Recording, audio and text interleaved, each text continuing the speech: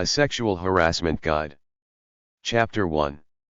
Harassment and Discrimination. Job Harassment Info. In general terms, harassment in the workplace is any action, object or comment that at least one person finds offensive or harmful, or that a group of people in the community would view as in bad taste, unwelcome or offensive. Harassment causes the victim, harassed person, to feel bullied, humiliated, embarrassed, discriminated against, intimidated or threatened. There are civil liberties laws in place to protect individuals from harassment on the grounds of race, nationality, ethnic origin, color, religion, age, sex, sexual orientation, marital status, family status, disability, and former criminal convictions. Depending on the specifics of the situation, harassment could be a criminal offense, civil offense, or both. In the workplace, it's mostly a civil offense, punishable with fines and punitive damages in a civil lawsuit. To me, harassment is not the gray area pundits purport it to be. In any situation, people are either positive, negative, or neutral, and there is no great chasm of ambiguity between these actions or vibes, if you will. We have all spent all our lives judging people's attitudes to us. It's always an inner dialogue of, is this person a friend or foe? So we're all experts at judging people's motives towards us whether we realize it or not, and in my opinion, our intuitive faculties are rarely wrong. We simply know when someone is trying to embarrass or belittle us for some ego problem they have. It's black and white, crystal clear. You can sense a true friend, a disinterested workmate who doesn't care about you much either way, and someone who is going out of their way to do rude things to you.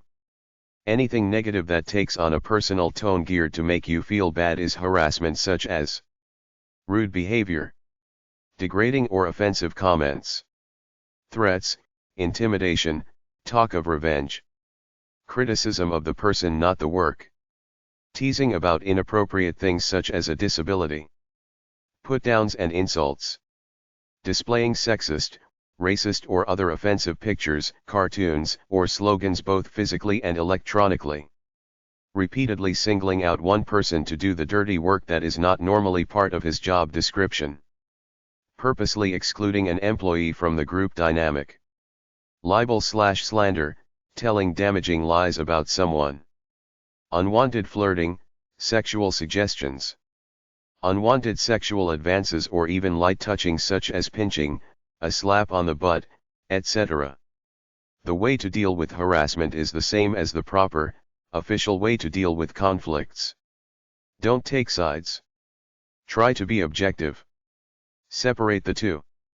Act sympathetic towards each so they will each spill their guts out to you, and from that, make your decision as to what is the objective truth of the matter. If you determine one guy is the instigator, as I say in my article on conflict resolution, why bother with people like this? They have negative personalities. Get rid of them. Have a zero-tolerance policy. Just like they encourage people to report bullying behavior at grade school, so too, do it here. Tell them it's not squealing, it's doing the right thing. Read the next few paragraphs from my bullying article. Bullying is often done by people who feel less than good and whole about themselves, therefore they're frustrated about their lives, so in order to bring themselves up a notch, they'll often pick on weaker people, and this makes them feel better in the moment while making someone else feel bad, which they're either insensitive to or relish in, to see others suffer. Bullies are not like passive-aggressive people who disguise their anger. Bullies are out in the open, in your face with pushy, demeaning and abrasive behavior. Bullies take a toll on everybody around them. Bullying/violence is often done as an unconscious process, they don't exactly know why they're doing it. Many bullies don't think, on the surface, that they're insecure people with inferiority complexes. They've displaced who they are objectively with a new persona, kind of like a weak kid who takes on a superhero persona. It's a coping mechanism, only in this case, they take on the role of the big, bad bully. It gives them some control in their lives. For some, the reasons may not be this profound. There are a lot of miserable, angry, evil people out there who enjoy seeing others suffer and enjoy inflicting the pain to make them suffer. It makes them feel powerful and good. Some bullies are hopelessly incorrigible people who will never be cured. It could have its roots in reactive attachment disorder, that between just after they were born to about the age of 2 years old, they didn't get the normal love a baby should get, so they were irreparably damaged to not feel for other people and even get pleasure out of hurting others, especially if they were abused as kids. When dealing with harassment situations in the workplace, try to be clear, talk to the players and listen to them in an attempt to get to the bottom of the situation. Encourage tolerance, in the workplace, that people act towards others in a respectful and professional manner. Have a workplace policy in place that orders people to report harassment/bullying. Educate everyone about harassment as a serious offense. Define harassment for them. Try to identify negative people and stop them before they escalate their negativity. When someone complains about harassment, deal with it immediately. If you feel you are being harassed, say in a formal, business-like way, "Your behavior is not acceptable, stop immediately or bear the consequences of a harassment charge." If he says nothing but gives you a sarcastic look, walk away. This may be enough for him to know that you're no pushover. If he does it again, report him immediately. In any event, from then on, ignore him. If you must deal with him, make it prompt, terse, businesslike with very short 2-word answers. Keep a journal of all harassment incidents. Document the place, time, and who else was present. In proving harassment in a court of law, it's not just about the negative character of the incidents, it's about the frequency and establishing a pattern of harassment over time. If the harassment is very blatant and often, don't be above installing a hidden camera. It's not that hard as long as you hide the red flickering light on your camcorder with a piece of tape. Simply let the camcorder run all day in its secret location plugged in as opposed to battery power, which will run out. 6-hour tapes are common. Sex discrimination info. Sex discrimination used to be something like the old boys club not giving high-level jobs to women or the local fire department not hiring women. Nowadays you got some men against affirmative action saying they're more qualified but a woman gets the job. Gay people are crying sex discrimination too. Books about sex discrimination are at #342.7108 or K4399 and KF4488 to KF4758 at the library. equalrights.org/publication/kyr/sexdiscrim.asp. hrlawindex.com. theglassceiling.com. iwpr.org, Women's Policy Research. Chapter 2. A legal definition of sexual harassment. Sexual harassment in general. The atmosphere around the world and in the Western nations until recently has been, if you walk the streets dressed provocatively, expect groups of men to whistle and say you're hot. This is still common in some countries but considered politically incorrect in Canada, the US, and Britain. Sexual harassment is inappropriate sexual behavior when interacting with anyone. Socially acceptable behavior is to treat everyone as asexual.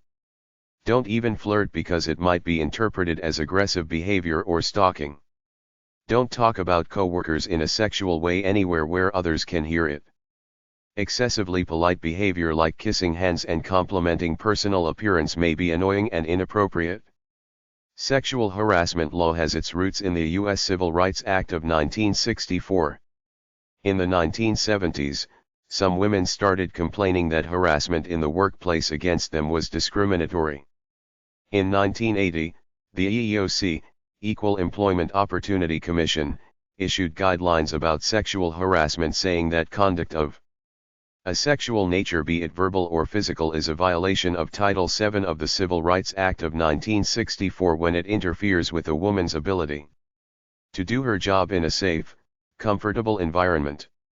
Conduct of a sexual nature is offensive when it affects employment decisions, hiring, raises, firing, interferes with the ability of a woman to do her work, or creates a hostile, intimidating work environment. Try to like your boss or get along with him, but if he crosses that invisible line of disrespect because you're a woman or because he doesn't like you, you have a right to air your grievances to his superiors, your union support agencies, the EEOC, or an employment lawyer. If your boss doesn't treat you with proper respect with the same opportunity for upward mobility as everybody else, he's not playing fair. Get help to remedy the situation. By the same token, if he's too friendly, try to keep a professional distance because he may be in violation of company policy and you don't want to be dragged down with his improprieties. If you play his game, flirt with him and fall for his charms, you're asking for it. Sexual harassment is a one-way street, unwanted sexual attention directed at you with no prodding on your part. If you play along, it's not sexual harassment anymore, it's having fun, and if you enjoy the attention, a few witnesses in court will destroy your case should you ever file suit. The EEOC definition is that sexual harassment is any unwelcome sexual conduct that occurs in the workplace or school. There are two types. Harassment that creates an unpleasant environment such as sexist jokes, talk about sex, inappropriate touching, leering, pornographic materials in public view, or anything else that can be proved to create a hostile work environment. Quid pro quo harassment, which is the practice of offering employment or advancement in exchange for sex or sexual favors. Some psychobabbler says that the reason there's sexual harassment in the workplace is that men misinterpret a woman's friendliness for sexual interest, think they can score some sex with her, even if she's married, so they set about acting seductive all the while the girl is not thinking sex at all. She just thought she was being friendly while the guy thought she was coming onto him. Beware of these different ways men and women perceive the same event. Women think they're just being friendly, men think they're coming onto them. Even if the woman is possibly interested in the guy, she's checking him out as an emotional partner, not for a quick roll in the photocopy room, so the best bet for men is to back off. Don't read things into your coworker's behavior. Play it straight with them. Wait until she makes a move that leaves no doubt in your mind. Ask a coworker out once. If she says no, don't ever ask her again. One time is fine, but any more is considered sexual harassment. Studies have shown that women are hypocrites when it comes to sexual harassment. When attractive, high-status guys come onto them repeatedly at work, they like it, but if the low-status, fat, chubby guy asks her out a few times and tells her how beautiful she is, that's harassment in her eyes. Sexual harassment refers to everyone's right to work in an atmosphere that's not hostile to them based on gender. Sexual harassment, legally defined, breaks down into two categories. Quid pro quo, literary translated from Latin, means something given or received for something else. This is basically when the boss wants sexual favors for either giving you the job, promotion, etc., or for not firing or demoting you. Hostile environment is when the guys talk dirty to you, hang sexual pictures up on the bulletin board, talk sex talk amongst each other in your presence, etc. In 1980, the EEOC, Equal Employment Opportunity Commission, issued guidelines about sexual harassment, saying that conduct of a sexual nature, be it verbal or physical, is a violation of Title VII of the Civil Rights Act of 1964 when it interferes with a woman's ability to do her job in a safe, comfortable environment. Conduct of a sexual nature is offensive when it affects employment decisions, hiring, raises, firing, interferes with the ability of a woman to do her work, or creates a hostile, intimidating work environment. Supervisors can help prevent sexual harassment by setting a good example and keeping a productive work area. If a report of harassment occurs in your work area, assist in the investigation and resolution of complaint.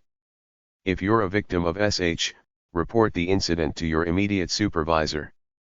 If your immediate supervisor is the perpetrator, discuss the incident with his boss or with someone in the Human Resources Department. Try to like your boss or get along with him, but if he crosses that invisible line of disrespect because you're a woman or because he doesn't like you, you have a right to air your grievances to his superiors, your union support agencies, the EEOC, or an employment lawyer. If your boss doesn't treat you with proper respect with the same opportunity for upward mobility as everybody else, he's not playing fair. Get help to remedy the situation. By the same token, if he's too friendly, try to keep a professional distance because he may be in violation of company policy and you don't want to be dragged down with his improprieties. If you play his game, flirt with him and fall for his charms, you're asking for it. Sexual harassment is a one-way street. If you play along, it's not sexual harassment anymore, it's having fun, and if you enjoy the attention, a few witnesses in court will destroy your case should you ever file suit. Sexual harassment can be a tough, subjective call because one person may just be politely flirting while another sees it as intimidation, especially if comes from the boss. Men and women both can be victims of sexual harassment, and it can occur from a same-sex person. If you feel that you have been the victim of sexual harassment, you could call the EEOC for an evaluation. The basic standard is to be civil to coworkers in a polite, non-sexist, professional manner. Never touch anyone except for a professional handshake. Don't pat anybody on the butt even if playfully. Don't look or leer at body parts. Look people straight in the eye, nowhere else. Don't ever say anything sexual, even a sexual joke.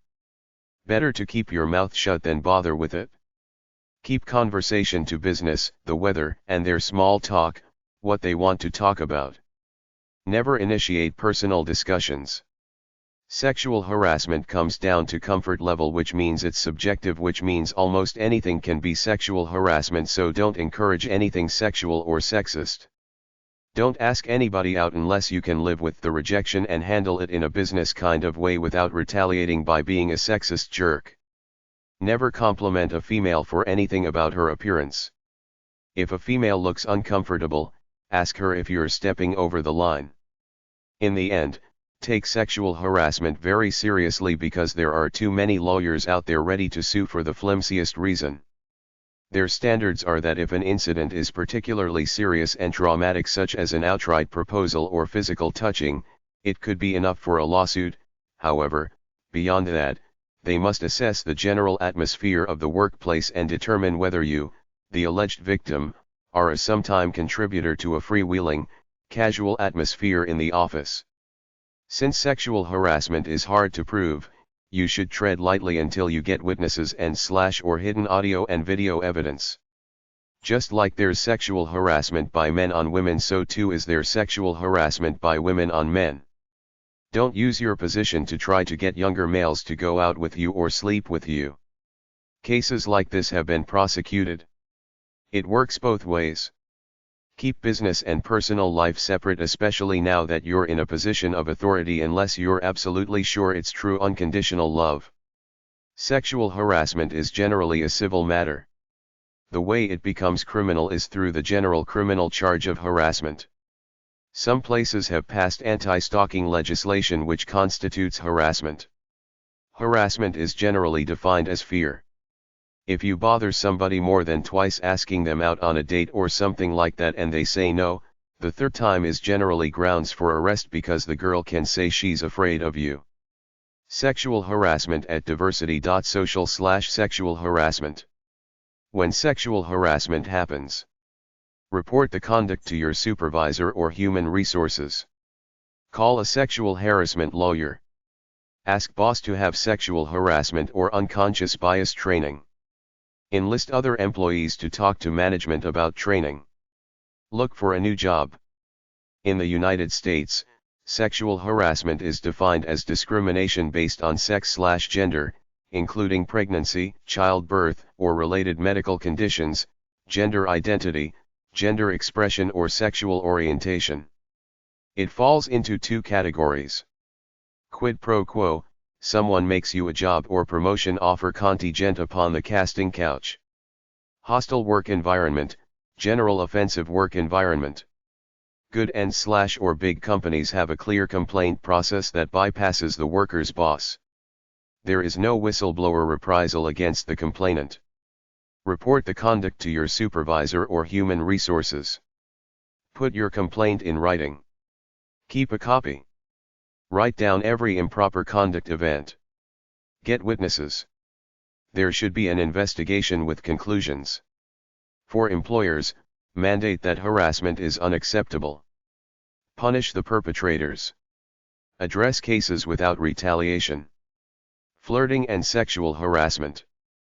Flirting is fine if you find someone who likes to play along, but it may be just for the sake of socializing, as some people like to talk to other people even if they don't know them much, just for the sake of talking, and it also could be an ego thing.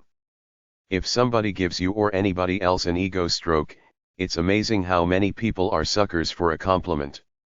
Give the right person a few compliments and they will immediately like you and want to talk in order to get more compliments to boost them up a bit. Flirting could be nothing.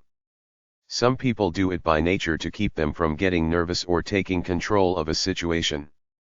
Good salespeople and real estate agents are natural flirts. It's part of the business to butter a client up. The golden rule is don't read anything into flirting unless you're really sure they like you and it's not just a part of their job.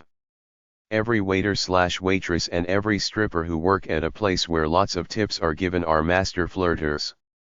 They flirt with everyone because they want big tips, not necessarily because they think you're special, although if they're good, they can make you think that they think you're special. Watch any good stripper. She's befriending 10 guys a night, trying to make them all think that she has a special relationship with them. If taken too far, flirting can get you in trouble. At work, you can be charged with a sexual harassment complaint. On the street, you could be charged with lewd and lascivious behavior or even sexual assault. Everybody intuitively knows the basic ground rules of polite society. Follow them. You can talk to anyone you want about anything. Just don't talk about sex or crude things. Keep it nice and G-rated. If the person likes you, they will let you know simply by continuing to talk to you. If they respond to every statement you make, that's conversation. They probably want to talk to you. If you can keep a conversation going with a total stranger for 2 to 3 minutes for no reason other than to socialize, that should be enough rapport to ask for a date without getting hit over the head. After all, they are complicit in the act by choosing to talk to you, but remember that some people just talk for the sake of talking. I'm like this sometimes. I talk to total strangers sometimes who want to talk. It fulfills some need we have to connect to others here and there just for the simple reason of sharing our loner realities in our heads for a while. If in doubt, don't flirt. The better looking you are, the more likely that people will like to flirt with you. There was the case of one woman who filed a sexual harassment suit against a guy. During the trial, it came out that she routinely flirted with the good-looking guys on staff and made sexually explicit comments on PAR with them. The guy she filed the suit on was a middle-aged, chubby, ugly guy. She lost the case because her sexual harassment charge was selective. She picked one guy that she targeted when the truth was that she engaged in the same conduct with several other guys. Forbes.com/careers/2006/02/08/flirting-careers-c/_02009bizbasics.html msnbc.ms.com/id/11258390, not crossing the harassment line.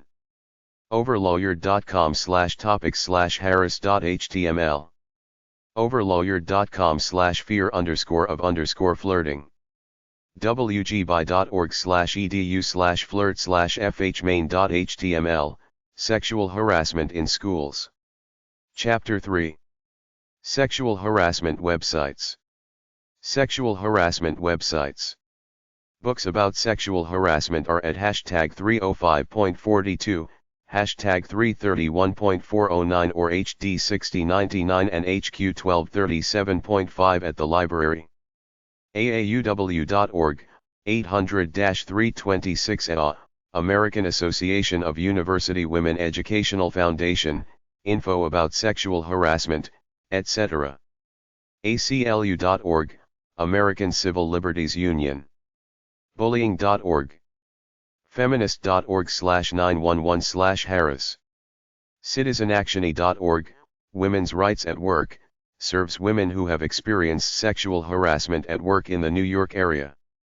eeoc.gov/facts/fs-sex.html, facts about sexual harassment.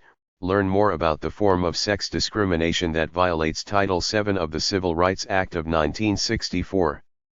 janedoe.org, Jane Doe Inc. Sexual Harassment Training.biz, online sexual harassment classes. en.wikipedia.org/wiki/sexual_harassment.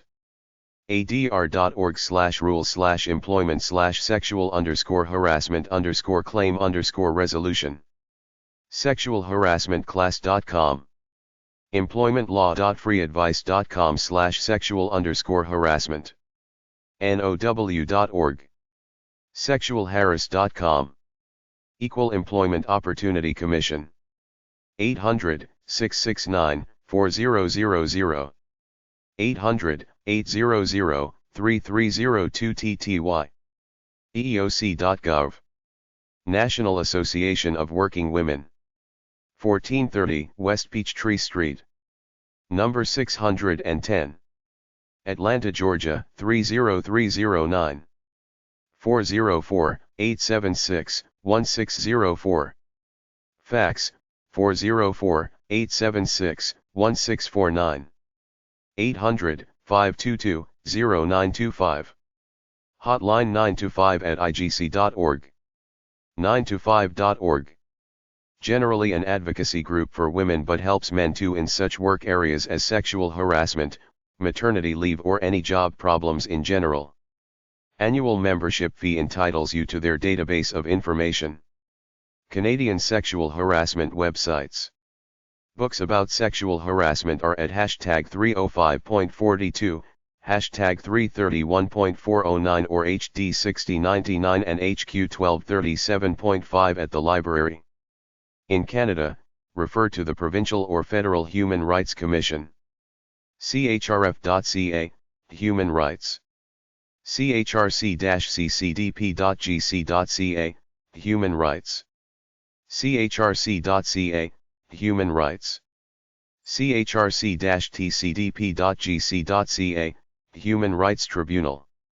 hri.ca. Sexual harassment in schools. ed.gov/offices/ocr/archive/harassment/index.html. ed.gov, U.S. Department of Education, Office of Civil Rights, OCR, How to file a discrimination or harassment complaint. ed.gov/about/offices/list/ocr/docs/sexhar01.html, Sexual Harassment Guidance, Harassment of students by school employees, other students, or third parties. ed.gov, Report on sexual harassment/abuse of students by educators. operd.org, National Association for Sport and Physical Education, Sexual Harassment in Athletic Settings. Sexual harassment websites at blog.feedspot.com/sexual_harassment_blogs. BostonInjuryLawyerblog.com/category/sexual-assault. calcasa.org/blog. gypscasa.blog. New York Employment Attorney-blog.com/category/sexual-harassment. StopStreetHarassment.org/blog. vsac.ca/blog. Workplacesxual harassmentlaw.com/category/sexual-harassment. DelawareEmploymentLaw.blog.com/category/harassment/harassment-sexual. Sexual harassment news feeds at blog.feedspot.com/sexual_harassment_RSS_feeds. BostonInjuryLawyerblog.com/category/sexual-assault/feed. calcasa.org/blog/feed. DelawareEmploymentLaw.blog.com/category/harassment/harassment-sexual/feed. gypscasa.blog/feed. New York Employment Attorney-blog.com/category/sexual-harassment/feed. StopStreetHarassment.org/blog/feed. vsac.ca/blog/feed. Workplaces XUAL harassmentlaw.com/category/sexual-harassment/feed